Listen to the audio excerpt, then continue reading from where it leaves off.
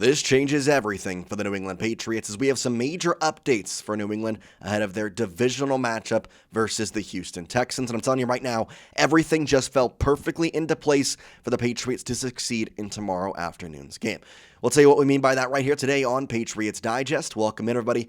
I'm Jace Andrews. Now, today, we get to sit, we get to watch, we get to wait and look at the Broncos and the Bills and see who could potentially be our AFC Championship matchup. But first, the task at hand, facing off against the Houston Texans tomorrow at 3 p.m. Now, a reminder, we will be live for this game about 30 minutes before kickoff, so make sure you come in here and join us for that live stream. But besides the point, we got some injury reports yesterday. I want to go through those, plus some key updates on the, let's say, big things to look at for this game, the keys to the game, one might say.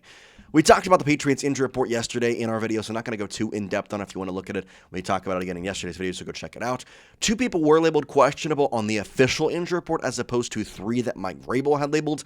In fact, Harold Landry and Terrell Jennings are the only 2 questionable players for the Patriots. However, in the press conference for yesterday on Mike Vrable, he said that Christian Gonzalez was also going to be labeled as questionable.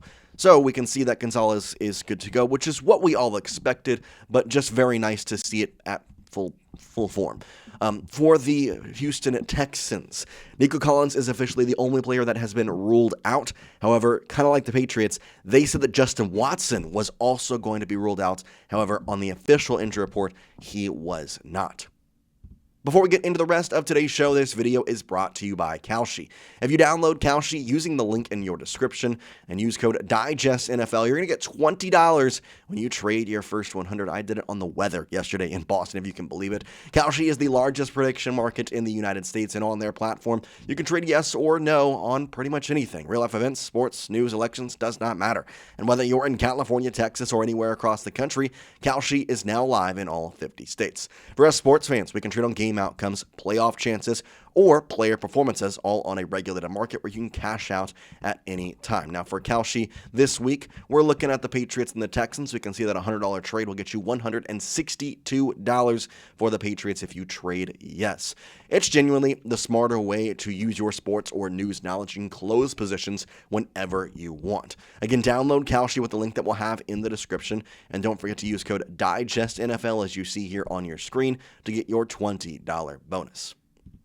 Nico Collins is such a huge piece of the Houston Texans that he is, in my mind, a person that people are going to label as the top guy for the Texans. And if the Patriots win, which I'm hoping they will, they are going to label it as a Mickey Mouse win because Nico Collins wasn't there. But let's talk about this as a whole efficient effort because injuries happen. And in 15 games, he was fantastic, totaling over 1,100 yards. This is all fantastic things for the Houston Texans. But they have a lot of good things on their side. And to me, Nico Collins may be labeled as their best player or best offensive player, whatever you want to label it as.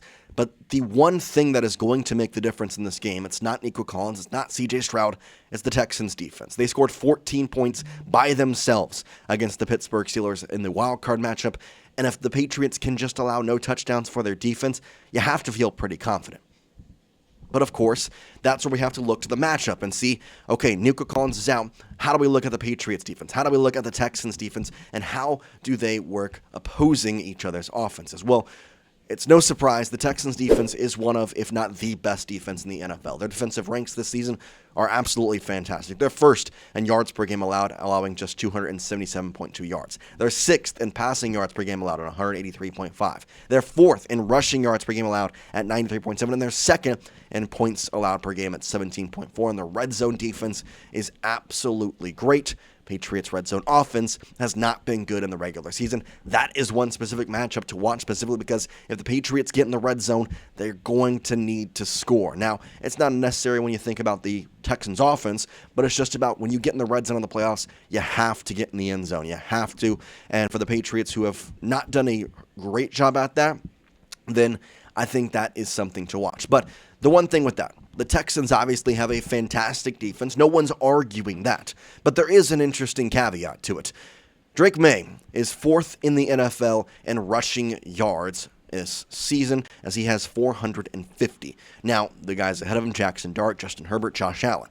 But why am I telling you this? Why am I saying that Drake Maye is fourth best in rushing? Well, because that is the one part of the Texans defense that actually could be exploited by the Patriots offense. Similarly to last week, the defensive line is great for the Houston Texans, like the Los Angeles Chargers had.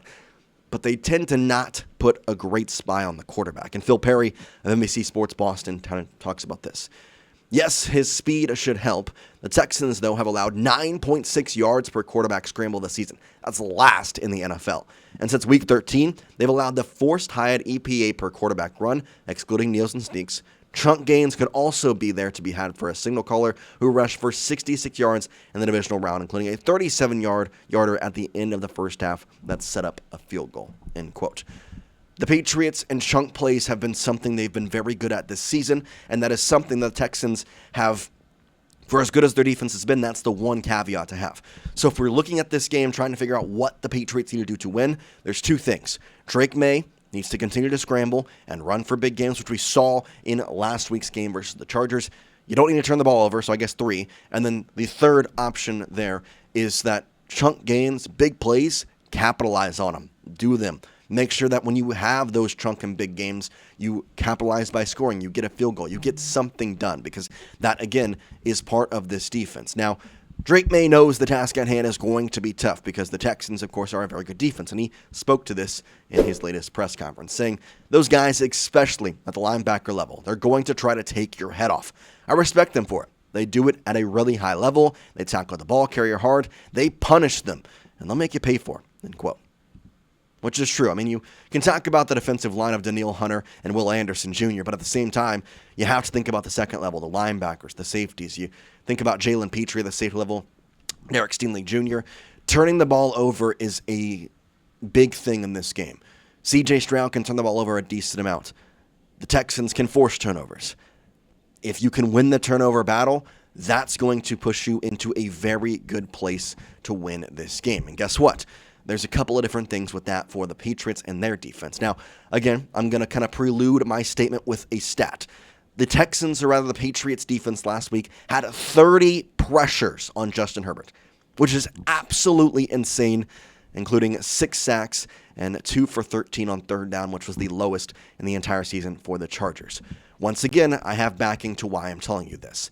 CJ Stroud is a very good quarterback in a lot of different lights, but he struggles at stuff, and I don't think he's exactly as mentally aware as other people. We all know the test result he had in his early pre-draft test, and it was basically ball knowledge was not there.